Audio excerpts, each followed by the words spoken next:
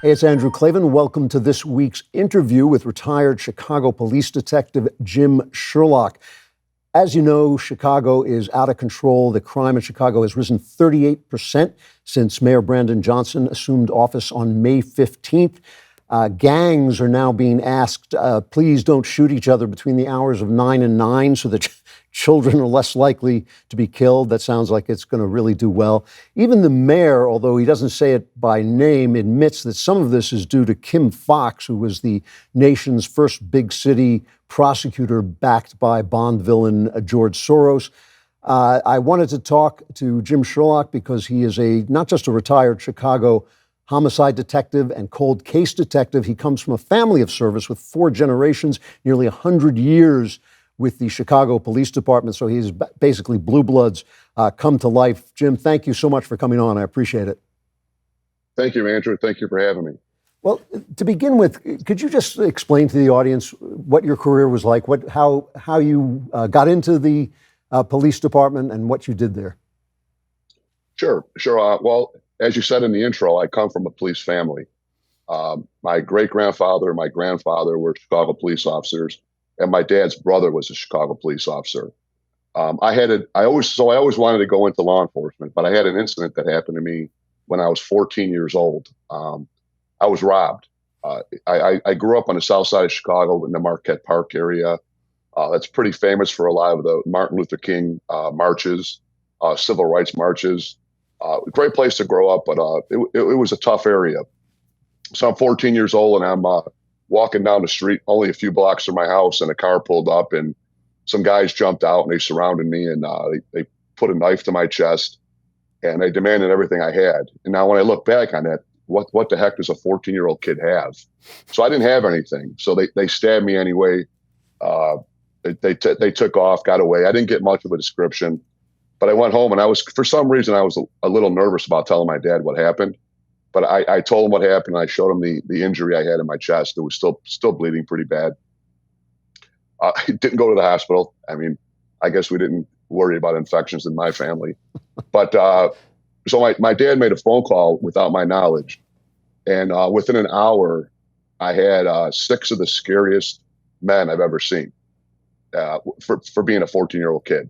These guys they look like bikers, and they were sitting in my dad's garage, and they wanted to know what happened. And it took about 15, 20 minutes for me to figure out that they were the police. And so I gave them all the information I had.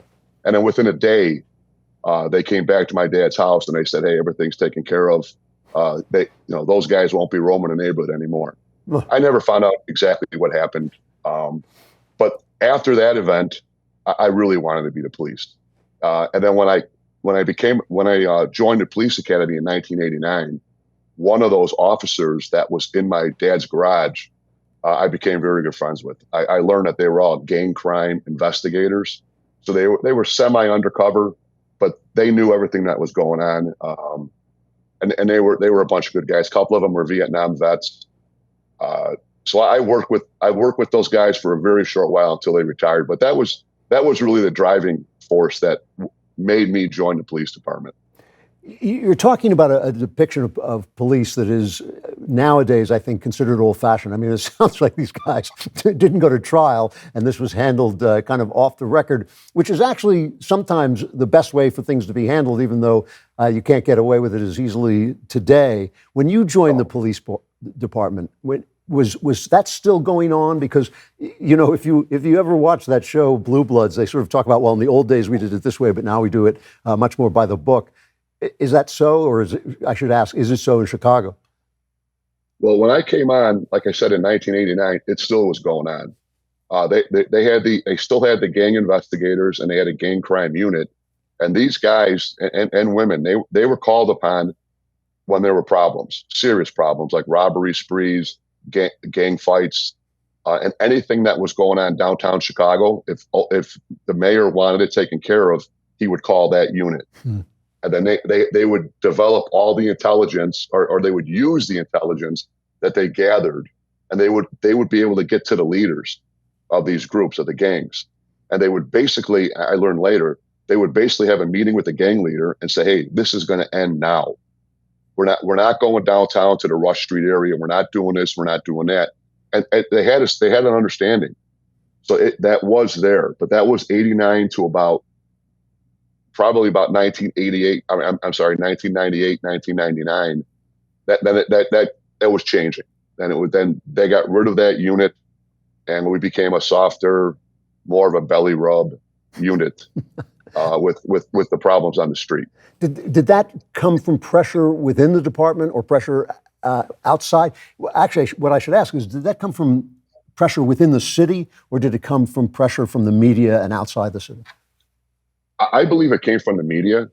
The media was pounding us hard for a few years, and also it just came from attrition. A lot of those guys, those Vietnam vets that I work with, they just retired. Mm. So when I was in the academy, all my instructors were from that era, and then they retired. So I think that the whole environment changed. But I think, to your question, I think the media had a big role in it, because they would avoid a lot of major incidents that happened, and then they would focus on what the police did to handle it. So everything shifted to the police are doing this wrong, the police are doing that wrong, the police are too brutal.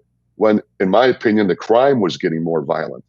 I mean, the violence in Chicago it's still on the rise, as you said in your intro, and it's way out of hand. And we don't have that niche anymore to be able to call on a unit like that to go handle a situation.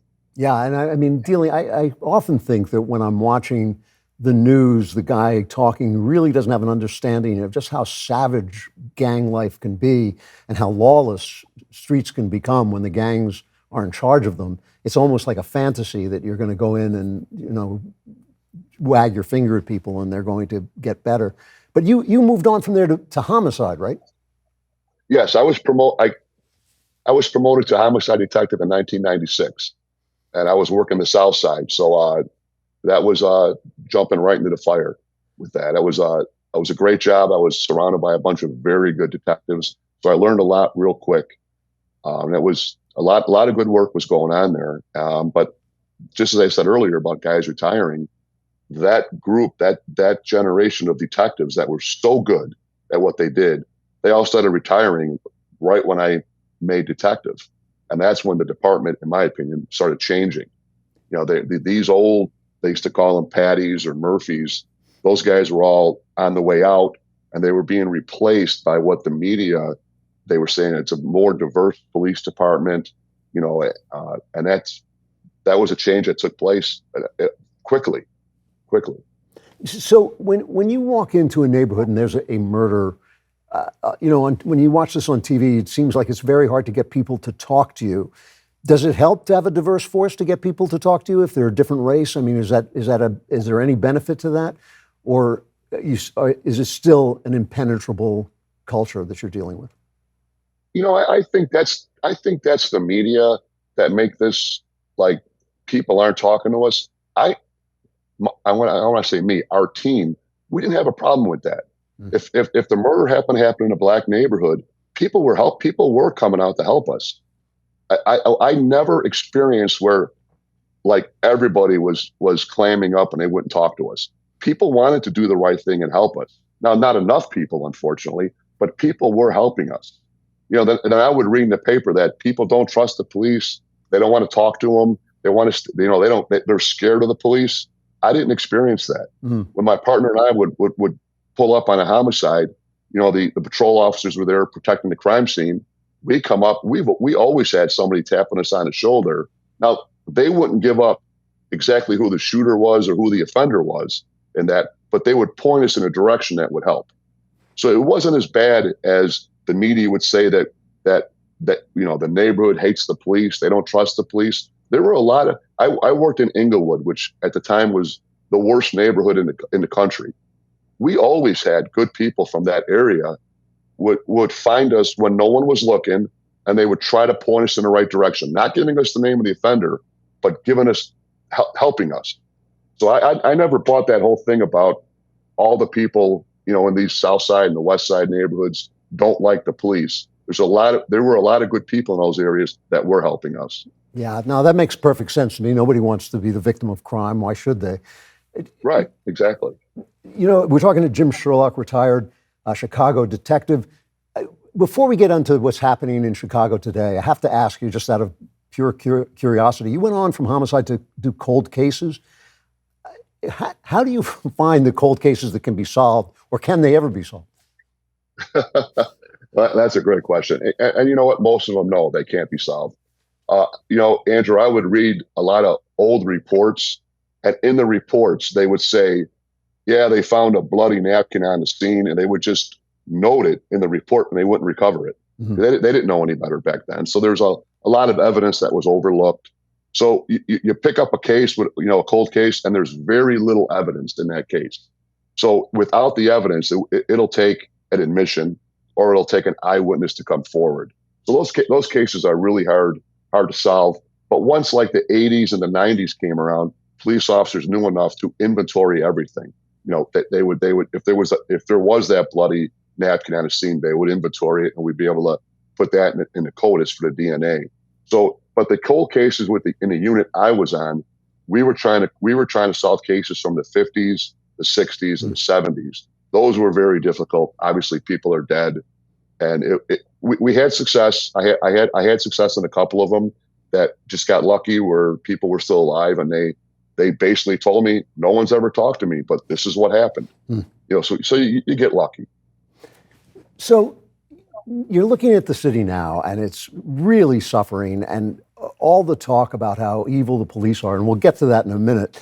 But before we get to that, the most of the people who are being harmed and killed are being harmed and killed not by police officers, obviously, but by very bad guys. You have to look at this and say to yourself, and the new mayor who's been brought in was not the guy I would have sent in to solve the problem, and the way he's speaking doesn't encourage me that he can solve the problem, even though he did point out that prosecutors who won't prosecute crime are a problem. But he's still got that kind of soft soap, rhetoric that I just think is just encouraging to criminals. You've got to be sitting there and thinking, if I were mayor or if I were in charge, I would do this, this, and this. What would you do? What were the kinds of actions you would take that could be taken to bring down crime in a city out of control? Well, what I would do, first of all, is I would enforce the laws that we have on the books. And right now, the big thing in Chicago is a lot of people are taking over intersections. Like, they block the intersection off and the cars are flying around. And if you happen to be an unlucky, citizen walking by, they're knocking you to the ground. They're taking your purse away. And the police are actually standing back. They're letting this happen. And they're just trying to prevent people from getting hurt, from driving into the situation. But as you said earlier, when you have a mayor that condones this kind of behavior, and he was worried a little while ago, he was worried about some in the media were referring to them as a mob. Well, that's what they were. It seems like this mayor is more concerned about what people are calling the people than actually trying to do something about the crime. And I'll go back to when I was in a gang crime unit. If that happened on the street, we would be looking for the leaders of this, because you can always tell who's leading this. We would look for the leaders, and we'd have a great supervisor that would say, that guy over there, grab him. We need him. Then we would grab him, or however many guys, and we would arrest them. And then the state's attorney's office, unheard of, right? They would actually cooperate with us. And they would say, we would tell them what happened. We'd do our reports, and they would prosecute. They would try to put these people in jail. So now nobody's held accountable for what they're doing. So they don't care. They just don't care. I just did a private security job, Andrew, downtown Chicago for the last 3 days. I spent 14 hours in an SUV with tinted windows watching some VIP people as they were going from restaurant to hotels. What the 4 or 5 guys, what we all saw, we're all retired detectives. What we saw is incredible downtown. There are these people that are going from restaurant to hotel, just walking around having a good time. They have no idea they're being preyed upon. We're watching all these cars drive around, and they're looking for people to rob. And we ended up having to tell a few of the police cars that were driving by, hey, there's a Ram Charger driving by. They just keep circling. and 3 of the 4 guys got masks on. Why don't you pull them over? And some police, out of incompetence, won't do it because they just don't want to do it. Then the police, the aggressive police who want to do it, they're second guessing themselves because they know if there's any kind of confrontation, they're going to get no backing. So it's really a catch-22 situation where the police that want to do the right thing are hesitant, because as soon as you pull a car over, there's going to be some type of incident that occurs, and that's the last thing the police want. Because when the media gets a hold of that video from the officer's body camera, it's going to go on that night's newsreel, and they're going to show only what they want to show, with the police officer saying something or grabbing the individual. So cops don't want to get involved in that anymore, and that's bad for the citizens. So much of this has to do with race. There's no way of not talking about this. It's amazing to me that the police are the ones who are blamed for the fact that there is simply a lot of crime in black neighborhoods. I mean, obviously, the politicians who make the policies, who let that crime fester, and the cultural people who, tell you don't need whole families to raise kids and things like that, they have no responsibility. It's just the cop who's the last guy who has to deal with the problem, who is blamed for racism. So let me ask you a straightforward question. You're living in a city where a lot of the crime is being committed by people with a certain color skin. After a while, do you feel that causes you to be racist, to say to yourself, these are bad people? Or is there some other way that you have to deal with that mentally, to simply move through that as a fair, honest police officer? Well, in my case, I never had that problem because I never bought into this thing that it was a black-white problem. I didn't. I thought that was what the media and these activists, they want this impression that everything is white and black. It's the white people against black people. They want that to draw the attention away from what they're actually doing. I work with several partners that happen to be black, and they were just upset with what was going on, in the city. And also, like I said earlier, there's a lot of black people that would come and help us with, and they're tired of it. They're tired of the nonsense, but they don't show that on the news. So it comes across as a white-black issue when at the end of the day, it's just a small portion of these thugs throughout the city who, like you said, right now they're black, and they're preying on people, because nothing's happening to them. And they know that nothing's going to happen. Even if they get arrested now with this no cash bail, they're walking right out of jail.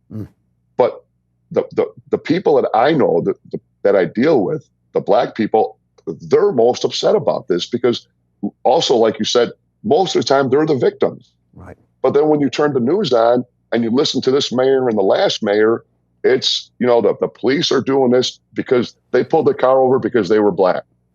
Well, a lot of these officers work in districts that are 99% black. And now every time they pull the car over, the response is, you pulled me over because I'm black. And the officer's like, there's nobody else around. You went through a red light. Everybody's black around here. So it's this whole race thing always irritated me and the guys that we worked with. We're like, if I worked in an all-white area, I'd be pulling over white people. But right now in the city of Chicago, the South Side and the West Side, it's a fact. That's where all the major crime is happening. And right now, the offenders of the worst crime we're having right now, obviously the worst is murder, but there's carjackings, Andrew, all over the city. And those by and far are done by young black males. And the reason why so many are happening is when they get caught, the Cook County State's Attorney's Office finds a way. If there's 4 guys in the car, 3 of them are released right away. They're not being held responsible. And then that driver will spend a night in jail, and then he's released. So what are those guys going to do? They're going to go home, watch some video games, and that night they're going to go right out and do the same thing because there's no consequences. It's a cycle. It's a cycle right now that's got to be stopped. If it's not, it's going to keep getting worse. It's amazing. What about guns? I mean, this is another thing we hear about all the time. The gun laws in Chicago and Illinois are very tough, and yet gun crime is rampant. People are being picked off every weekend, it seems like, in double digits. What would you do about guns? Is that the problem? Is that a problem? I mean, obviously, guns in the hands of bad guys is a problem. How would you deal with that? First of all, I'd like to say this. I'm so tired of hearing politicians and news people of calling it gun violence. Mhm. It's there's somebody pulling a darn trigger. I mean, I turn the news on and they want to say they just can't wait Yeah. to say gun violence. You got someone pulling a damn trigger. You know, when somebody uses a car to kill somebody in a DUI, they don't blame the car. They're blaming the guy driving the car. You know, it's but the way to do it is when I talked earlier about the gang unit. So they had a citywide gang unit, and their job was street enforcement. It was getting guns off the street. It made it to the point where these gangbangers, these thugs that were preying on people, they didn't want to carry a gun in a car because the chances of them getting pulled over was very high. If a gang unit drove by a car and there were four guys in the car and they gave them the old eyes, trying not to look like they're out robbing people, they're getting pulled over. Mm. And if there was a gun in that car, all four people were getting charged with that gun. That's the way it was back then. All right. That's what they need to do now. They need to make it so it is against the law, but they need to go to jail and have to know that they're going to jail if they get pulled over with a gun in the car. Because I'm going to tell you right now, both my sons are on a job now. They're both police officers, and very few officers are stopping cars. Very few. So this enforces the gangbangers and the people doing the carjackings. They're all carrying guns in the cars because they're not worried about being pulled over. As 15, 20 years ago, you get pulled over, you're going to jail. You're going to jail. So we have to, and as you said earlier, we already have the strictest gun laws around. Just enforce the damn things, but we won't. Yeah. Is there a problem? I mean, it always seems to me that they put together special units who are sent out to get guns off the street, to get drugs off the street. And there's not always, but there's frequently a problem with corruption. They become kind of Prince of the City types. They had Rampart in L.A. There was a gun task force in Baltimore that they wrote a book about, made a film about. I know Chicago had a gun task force with problems. Is there some way to deal with police corruption where you don't cripple the police? Yeah, that's a great question, because police corruption, in my opinion, is always going to be there. They're human beings. You know, when they form these units, Andrew, the supervisors, historically, we've had great supervisors in these specialized units. So they do the best they can to get the best people that are coming from districts. Like they'll go to a district, like a very busy district, and they'll recruit officers out of that district to work in these special units. But I've seen it happen so many times where they have so much freedom in these units. They're not going to domestics. They're not handling traffic accidents. Their main job is to seize guns off the street. The problem with that is all that freedom, and then some of these guys go rogue. I don't know if there's a way to root it out completely, but the better the supervisor, the less chance that you're going to have that. If you have supervisors that are watching these guys and making them accountable for what they're doing, I don't want to say they're babysitting them, because once you start babysitting police officers, that makes it worse. Coppers can't, they hate that. What do coppers hate the most? They hate change and they hate when things stay the same. So they're a hard group to appease. So the right supervisor can stop that, I believe. Completely, no. So the last question, I got to ask you this. I used to work in Hollywood, and it always used to make me laugh, I guess, laugh kind of bitterly, but still, that some handsome guy who's never done anything for anybody can make $250,000 a week, $250,000 a week, pretending to be you, who I suspect made considerably less than that. Are there any TV shows or movies or even novels that you read where you go, yeah, that's real. That's what the police are like? You know what? The show that reminds me most is Barney Miller. That was the show that I thought portrayed exactly what being a detective was all about. Because when I was working in the area homicide, we were all we spent a lot of time in the office playing jokes on people. That was the most I would say that reminded me of what police work was really like. As far as NCIC and these popular shows that are on, Yeah. I don't. I mean, first of all, yeah, they're all good looking, and everyone's always so tense walking around like this is happening, that's happening. But it's not like that. The guys and gals that work in these detective divisions, they work their butts off, but they're not walking around all tense and what are we going to do now? A lot of it is playing practical jokes on each other, going to eat with each other. But then you have the serious. Unfortunately, then you have you'll be sitting there and then your supervisor walks up and says, "Hey, we got a fresh one," and then you got to now you got to tone everything down and go out and you got to act professional. But I always thought Barney Miller was my show that showed exactly what being a detective was like. That's really fun. I'm going to go back and watch it again now. Jim Sherlock, thank you, thank you so much. Former retired homicide detective from the Chicago PD. I hope you come back and talk again. I really enjoyed talking to you. I will, Andrew, and thank you for having me. Have a great day. Thanks, you too. All right, come to the show on Friday for the Andrew Klavan Show. That was this week's interview with Jim Sherlock, retired police detective.